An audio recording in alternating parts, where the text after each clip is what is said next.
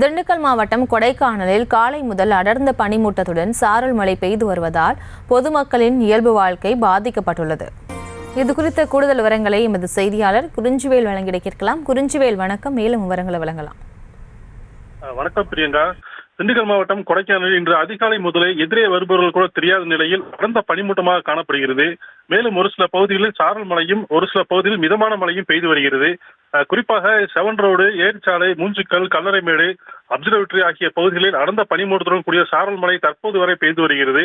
இந்த அடர்ந்த பனிமூட்டத்துக்கு இடையே எதிரே வரக்கூடிய வாகனங்கள் கூட தெரியாத அளவில் வாகன ஓட்டிகள் தங்களது முகப்பு விளக்குகளை எரியவிட்டபடியே வாகனத்தை இயக்கி வருகின்றனர். மேலும் இன்று வார இறுதி நாள் என்பதால் சுற்றுலா பயணிகள் வருகையும் அதிகரித்து காணப்பட்டது.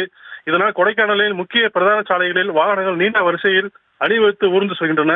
மேலும் அதிகாலை முதல் பெய்து வரும் இந்த சாரல் மழையால் பள்ளி குழந்தைகள் அவதியிழந்து வரும் நிலையில் பொதுமக்களின் இயல்பு வாழ்க்கையும் பெரிதாக பாதிக்கப்பட்டுள்ளது. பிரியங்கா,